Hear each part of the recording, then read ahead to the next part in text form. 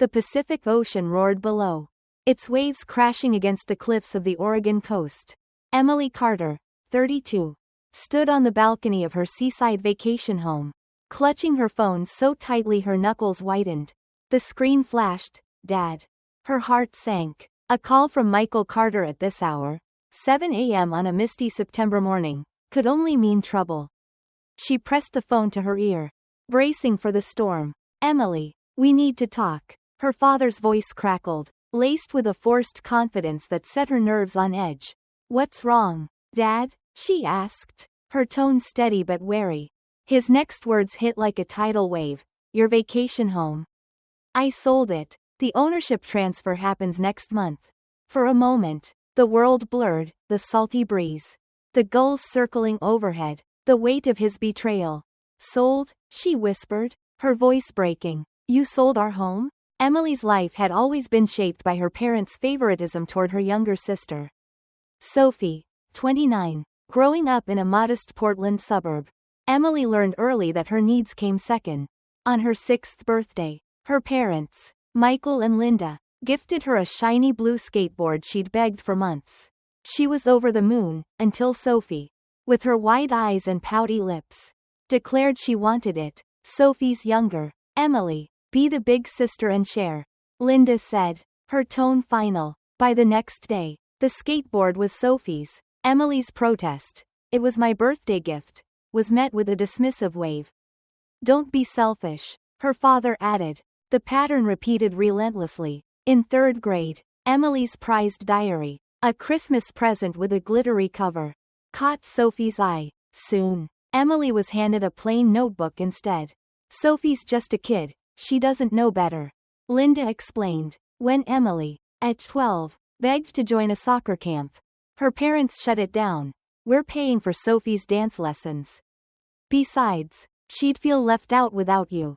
Dance, gymnastics, art classes, Sophie's whims were a bottomless well, funded without question. Emily, meanwhile, was relegated to free school clubs. Her straight-A report cards, her lead role in the school play, her track team trophies, all were brushed aside. "We're swamped with work," Michael would say, or, "Sophie had a rough day, she needs us." Once, when Emily won a regional spelling bee, her parents missed it to attend Sophie's dance recital. Sophie tripped during her routine, and their evening was spent consoling her, not celebrating Emily. By high school, Emily stopped expecting their attention. When she earned a scholarship to Oregon State University at 17, her mother's response was a distracted, "That's nice, honey." That night, dinner was a feast of Sophie's favorite lasagna, meant to cheer her up after a bad math test. Emily ate in silence, her achievement a footnote. She learned to keep her dreams to herself, knowing any conversation would circle back to Sophie. College was her escape. At 18, Emily joined the university's surf club, a world away from her family's indifference. There, she met Jake Thompson, 22, the club's charismatic captain. On her first day, she was pummeled by waves, choking on saltwater, her eyes stinging, ready to quit. She felt a hand pull her up. "Everyone wipes out at first," Jake said, his grin warm. "I spent my freshman year eating sand." His words were a lifeline. For the first time, someone saw her struggle and didn't look away. One evening, during a grueling surf camp, Emily battled relentless waves as the sun dipped low. She hadn't stood up once, and frustration gnawed at her.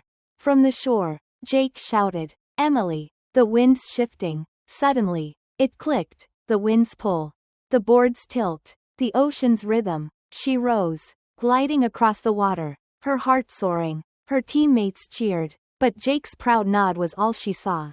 "Relax into the board," he coached later. "Feel the wave, move with it." His guidance wasn't just about surfing, it felt like permission to exist, to matter.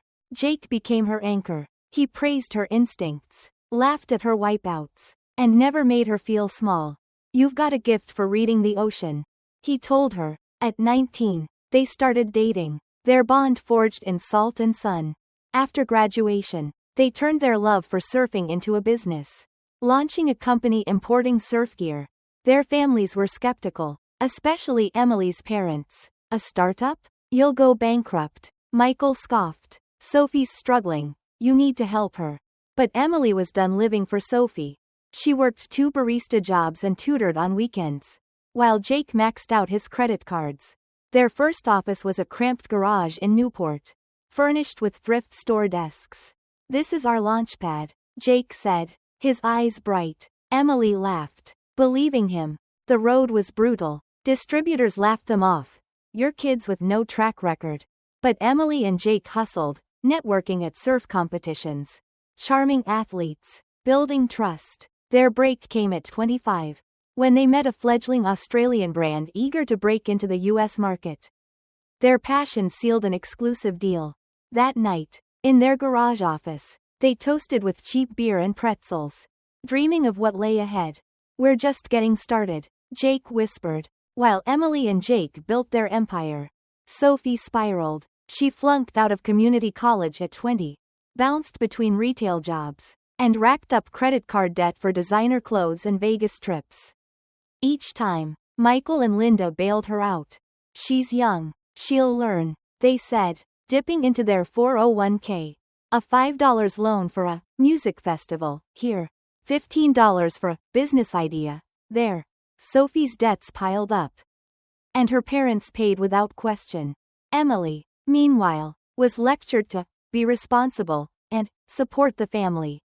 Code for subsidizing Sophie. 3 years ago, at 29, Emily and Jake achieved their dream, a cliffside vacation home in Cannon Beach. The house was a fixer-upper, but its panoramic ocean view stole their breath. This is us, Jake said, squeezing her hand. They poured their hearts into it, sanding floors, painting walls, laughing through late-night renovations. Emily's parents, predictably, disapproved. Why waste money on a beach house? Linda snapped. Sophie needs help. But Emily didn't care. This home was their sanctuary. Proof of their love and grit. Then came the call that shattered everything. Michael's voice droned on. Sophie's in trouble. She got mixed up in a bad investment. Owes $250. If we don't pay, the debt collectors. Emily's blood boiled. What does that have to do with our house? She demanded. Her father's excuse was flimsy. You barely use it. Sophie's life is on the line. The truth unraveled. Michael and Linda had forged Emily and Jake's signatures, falsified documents, and sold the house behind their backs. You thought I'd understand? Emily spat, her voice ice cold. This is fraud. Dad, I'm calling the police. Michael gasped. The police? This is a family matter. But Emily was done with family. She hung up, the crash of waves mirroring the fury in her chest. The house, where she and Jake surfed at dawn, stargazed on the deck, planned their future, was nearly stolen.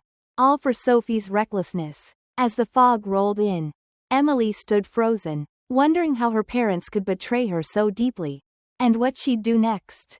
The Oregon coast was cloaked in a heavy mist, the kind that clung to your skin and blurred the horizon. Emily Carter, 32, stood on the balcony of her Cannon Beach vacation home, the phone still warm in her hand from the call that had shattered her world. Her father, Michael, had just admitted to forging her and her partner Jake's signatures to sell their cherished seaside retreat, all to pay off her sister Sophie's $250 debt. The betrayal cut deeper than the icy Pacific wind. But Emily wasn't the same girl who once swallowed her pain in silence. This time, she would fight. Her heart pounded as she dialed 911. Her voice steady despite the tremor in her chest. I need to report a crime, she said, recounting her parents' fraud, how Michael and Linda had falsified documents, lied to a real estate agent, and tried to steal the home she and Jake had poured their souls into. Michael's pleas echoed in her mind. This is a family matter. Emily, don't bring outsiders into this. But she was done with their twisted version of family.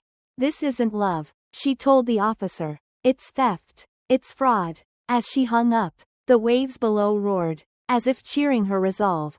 Jake was on a business trip in Seattle when Emily called him. Her words tumbling out in a rush. They sold our house, Jake. Forged our signatures. For Sophie. There was a long pause. Then Jake's voice, calm but firm. I'm coming home. We'll fix this. True to his word, he caught the next flight. But not before making a call that would change everything. The buyer, it turned out, was Ethan, a college buddy of Jake's who ran a small real estate firm. When Jake explained the fraud, Ethan didn't hesitate. Deal's off, he said. I'd never touch a sale like that. By noon, the transaction was cancelled, and Emily exhaled for the first time in hours. Their home was safe, for now. The police moved swiftly. Detectives uncovered a trail of deceit that stunned even Emily. For 3 months, Michael and Linda had orchestrated the scam with chilling precision. They'd studied Emily's signature from old letters, practiced Jake's from a surf, truncated due to character limit, continued in narrative. They'd told the real estate agent Emily and Jake were relocating overseas and needed to sell fast.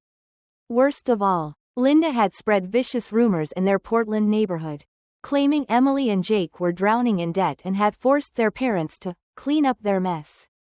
The lies were a knife to Emily's heart, her own mother, tarnishing her name to protect Sophie.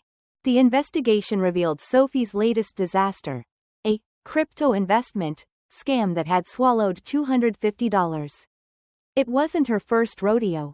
At 22, she'd racked up $8 in credit card debt for Coachella tickets and designer bags. Michael paid it off, calling her a dreamer who got carried away. At 25, she'd borrowed $20 from their parents' savings for a fashion startup that never materialized. Each time, Michael and Linda excused her. Sophie's not like Emily. She's fragile. Now, their savings gone and their home sold to cover earlier debts. They'd targeted Emily's vacation home as their last resort. She was tricked. Linda sobbed during questioning. She's not as strong as Emily. The detective, a seasoned veteran, was speechless. Emily's fury was matched only by her grief. How could her parents justify this? She confronted Sophie over the phone, hoping for accountability. Instead, Sophie lashed out. You're heartless. Turning mom and dad over to the cops? We could have fixed this if you'd just let the sale go through. Emily's voice was steel. That house is mine and Jake's. Your mess isn't my problem. Sophie hung up, but not before begging for a $50 loan. Emily blocked her number. She was done cleaning up after her sister. The legal hammer fell hard. Michael and Linda were charged with fraud and forgery. At trial, their lawyer painted them as desperate parents trying to save their troubled daughter. The judge wasn't swayed but showed leniency, a suspended sentence, provided they repay the legal fees and complete community service. The real punishment was social. Michael, once a respected accountant, was forced to resign. Linda, a former school secretary, took 3 part-time jobs, stocking shelves at a warehouse, cleaning offices, and ringing up groceries at a 24-hour Safeway. Their suburban home was sold to cover debts, and they moved into a rundown apartment on Portland's outskirts. Neighbors whispered, Linda's aged 10 years. Michael's a ghost. Sophie, meanwhile, showed no remorse. She moved in with a new boyfriend, a crypto guru she'd met at a club, and was already hyping another, foolproof, investment. When Michael begged her to stop, she screamed, You're as bad as Emily. Just help me. But their bank accounts were dry. And Sophie turned her rage on Emily, texting, This is your fault. You ruined our family. Emily didn't respond. She'd spent her life being the good daughter. But no more. As autumn painted the Oregon coast in fiery hues, Emily and Jake sat on their vacation home's deck, the ocean's rhythm soothing their scars. The house was more than wood and glass, it was their refuge, where they'd laughed over paint-splattered clothes, argued over tile patterns, and dreamed of growing old together. One evening, as the sun dipped below the horizon, Jake took her hand. I've been thinking, he said, his eyes serious. What if we turned this place into something bigger? A haven for kids who feel invisible. Like you did. Teach them to surf, to chase dreams. Emily's throat tightened. She'd grown up craving her parents' love, only to find it in Jake's unwavering support. The idea of giving kids that same hope, a chance to feel seen, lit a fire in her. Let's do it, she said, squeezing his hand. This house isn't just ours anymore. It's a beacon. They envisioned summer camps, surf lessons, bonfires under the stars, moments to heal young hearts. Your parents saw this place as a paycheck, Jake said. We'll make it a legacy. The police closed the case that winter. Michael and Linda's apology letters arrived. Handwritten and tear-stained, Emily tossed them unopened. Forgiveness, she'd learned, could be a trap, enabling the same mistakes. She sent them a single email with links to debt counseling services, her final act of grace. Rumors reached her through old friends.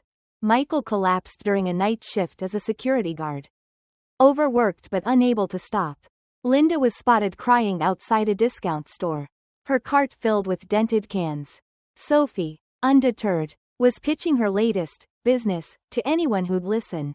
Emily grieved the family she'd lost, but not the one she'd chosen.